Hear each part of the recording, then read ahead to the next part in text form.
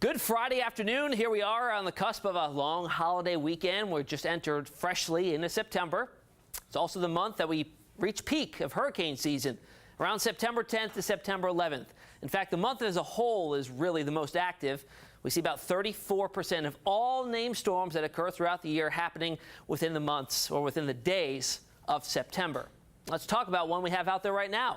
It's Hurricane Irma. Last time we talked, this was up to a Category 2, higher grade Category 2, Category 3 major hurricane.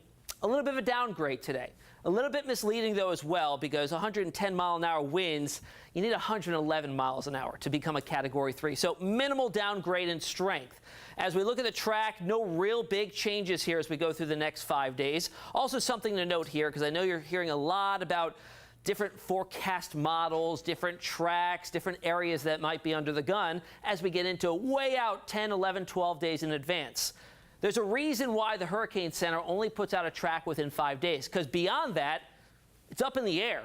Models are much less accurate at that point on out, and everything can change that's going on in the atmosphere. So there's a lot of different variables that could change and alter the entire forecast track. So they stop it at around 5 days out, and this goes out to Wednesday of next week at a Category 3, a major hurricane at that point. Let's talk about the evolution over the last 18 hours of this particular system. This is the loop of the satellite imagery. You notice it starts, it's a formidable storm. It has the center of an eye, a visible eye, but then throughout this time frame, it loses the eye. Well, this went through something called an eye wall replacement cycle. And what that happens is there's a ring of thunderstorms around the center of the storm, and eventually they build up so strong and they build inwards.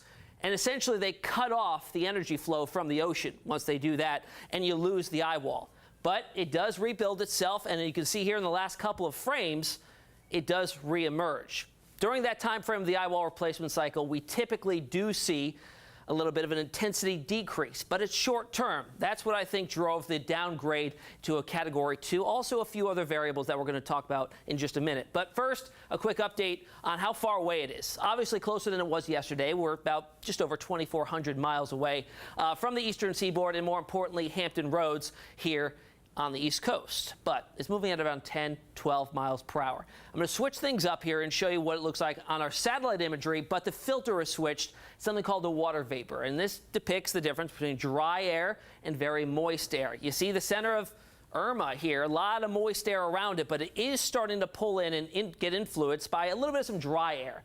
Not exceptionally dry, marginally, and that probably has very little impact on it weakening. It's not expected to stay in that dry air for long, though. In fact, here's one of the forecast models depicting mid-level relative humidity. All right, I know big words, but this is moisture that's up in the atmosphere that'll be conducive for it to grow. Notice a lot of green here. That indicates the moist air, and you see the grays and the browns indicating some drier air. Right now, there is a little bit of dry air getting sucked into the system, but as long as the structure of the storm itself, when you get intense hurricanes like Category 2, Category 3, the structure is pretty sound, so that should not really influence the strength of it. Also working in its favor is these very, very warm sea surface temperatures. You look at them here, well over 80 degrees. In fact, right now, the area where it sits has water temperatures of around 84 degrees. That's about a degree above average for this time of the year. And as it moves along its track, it's gradually building into warmer ocean waters.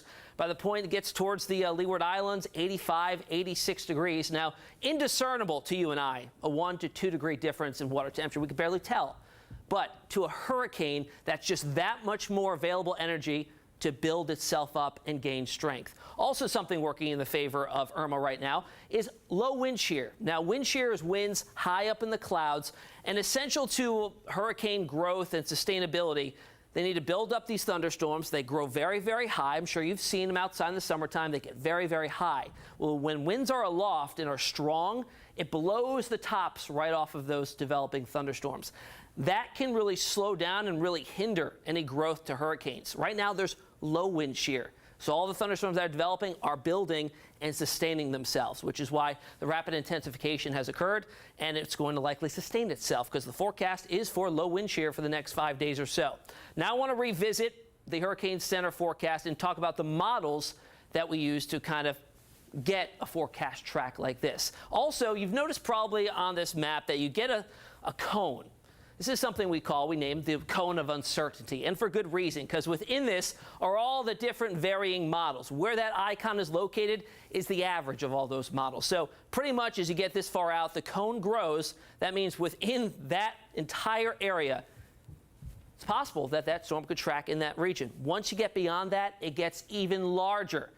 In fact, let's look at two of the long-term models, the GFS and the European. Right now, and really up through the forecast period of the Hurricane Center, really good agreement here. As it goes towards the Leeward Islands, very little difference in where those models are placing the center of Irma and the intensity. But once we get beyond that, we start to stray a little bit. One model goes a little bit farther to the west, and one model goes a little bit farther to the east. In fact, the latest updates here shows a pretty good consensus between the two, somewhere off the coast of the southeastern United States. Now let's break it down further. Let's talk about the GFS. Within a certain model, you're going to have several runs, sometimes dozens, of that same model, but you tweak one little tiny thing. In some, maybe the strength of the high pressure sitting over the middle parts of the Atlantic. Maybe the strength of the trough coming in out of the northwestern part of the United States. All of those, that minor difference can change the overall track. So this, what we're looking at here, is the GFS model and all of the ensembles, all the different runs of that particular model. You notice the difference here. As we get out to Monday, not this coming Monday, the following Monday, September 11th, the difference from where it tracks out here in the middle parts of the Atlantic near Bermuda to the Gulf of Mexico is a 1,300-mile difference. So the margin of error grows exponentially the farther out you go. That's why it's so hard to say, where is this thing going? You can't say nobody knows. It's not known yet. We have to wait till we get closer, till models get a better handle on the atmospheric conditions. I want to talk more about this. We've touched on this the last couple of videos, but all about the strength of the Bermuda or the Azores high that's sitting over the Atlantic, because that is really a determining factor in what's going on here with the track of the storm. If it is weak, it's moving off towards the west, and then it'll take that loop and hook out to sea. We call it a fish storm. Doesn't affect any land masses. But if it's a little bit stronger, it takes it a little bit farther off to the west, and then eventually we'll take that turn maybe a little bit later and put the East Coast in jeopardy there. But if it's even stronger than that, it could push it all the way out into the Gulf of Mexico. And something else to throw in the mix here, this is a little bit of a new development. Some models are indicating a trough, an area of low pressure or cold front diving in from the north and west that could also impact the steering of Irma. A weakness or a strength in either this high pressure or that trough can either steer or divert the storm from the eastern seaboard. So just another thing thrown in the mix there that we're going to have to look at over the next 5 days. I want to wrap up now and talk about those I storms. We talked about this yesterday. A lot of you really like that, to learn about the I names. Have said, Isaac, Ike, Irene, Isabel, all I names that had a huge impact on the United States. And I looked back since 1950, 36 storms named with an I.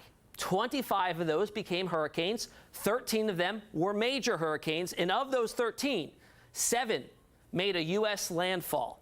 So there you go. I hope you enjoy your holiday weekend. We'll have another update here on Labor Day itself on Monday. Enjoy.